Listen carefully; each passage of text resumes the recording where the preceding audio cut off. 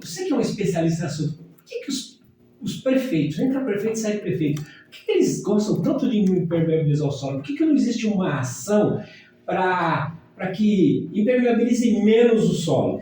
Olha, eu diria que era uma questão cultural ainda que nós temos, uma questão cultural, que é uma questão, inclusive, que veio, uma questão europeia de urbanização. Sim. Então, tem toda uma questão histórica de planejamento urbano. Quando você pega as cidades europeias, como foram construídas, e a gente foi colonizado por uma cultura assim, onde existe piso e tal.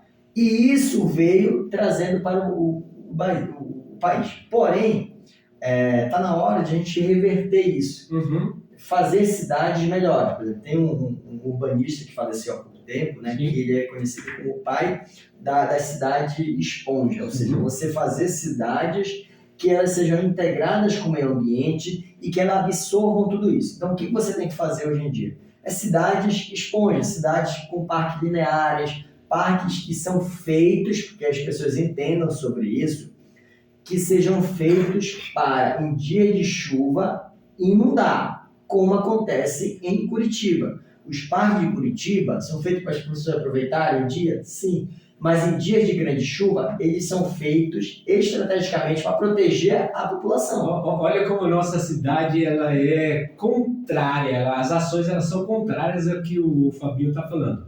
O nosso parque da cidade mesmo seria um espaço muito bom para funcionar como esponja. Poderia, sim. Poderia. Esses parques lineares, algumas beiras dos nossos córregos, poderíamos ter parques lineares justamente para ter essa função. Aí você pega, por exemplo, ali naquela região onde está sendo construído e se Deus quiser, um dia vai ter a nossa ponte estaiada, e aquilo fizeram depósito de resíduo.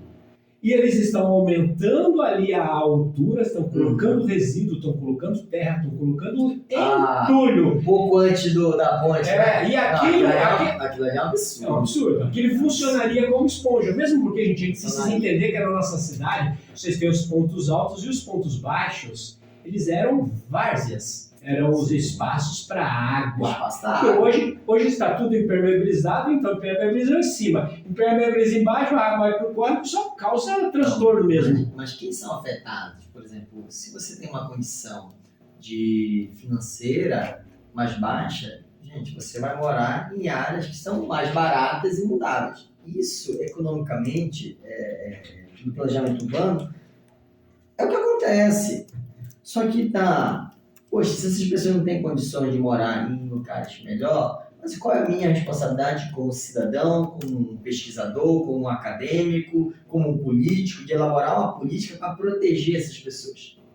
É minha responsabilidade. Sim. Eu tenho responsabilidade, tanto que eu tenho tanta mais responsabilidade quanto a isso, que quando eu fiz o meu MBA em gestão ambiental, o ponto de estudo que eu peguei foi a bacia do Córrego da Lagoa, toda a bacia do Córrego da Lagoa, que vem do hospital, né, da confluência do Guapuri até a saída aqui no Jardim Alegria, para buscar entender o porquê que acontecem os impactos, as inundações e quais são as soluções. E existem soluções, existem áreas de contenções, parques lineares que você pode absorver toda a carga de água. Agora a gente está tendo novo loteamento lá para cima e toda essa água vai afetar. Então não adianta você fazer uma estrutura pequena, entendeu?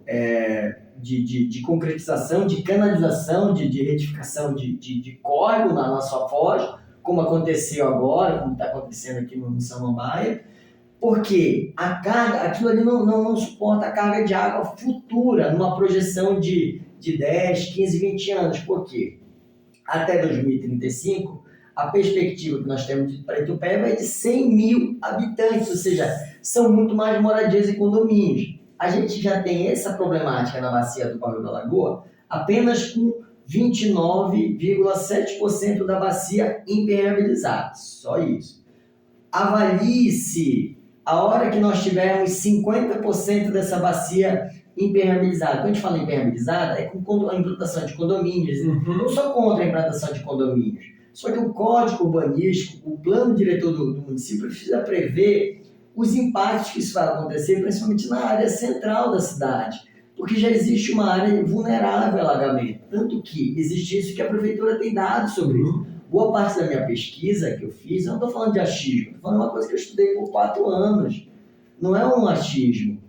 A prefeitura tem dados que toda essa área de inundação tem um raio de 400 metros, ou seja, do ponto central do Córrego da Lagoa, ela vai até o Parque da Cidade. Do ponto central do Córrego da Lagoa, ela vai até a rodoviária, ou seja, toda aquela área é inundada. Só que assim, quem está ali na Emancipadores sente de uma forma, que já tivemos momentos de água ultrapassar Emancipadores.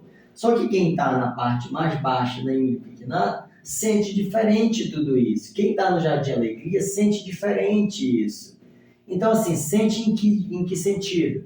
Sente porque perde tudo, tem um efeito psicológico, tem efeitos intangíveis que a gente não consegue medir, que é o efeito da pessoa perder tudo isso. Então, assim, a gente pensar na cidade, uma cidade melhor, uma cidade que seja gostosa, uma cidade que seja saudável, sustentável, que as pessoas possam brincar, viver bem, né? Acho que Para o nosso ouvinte,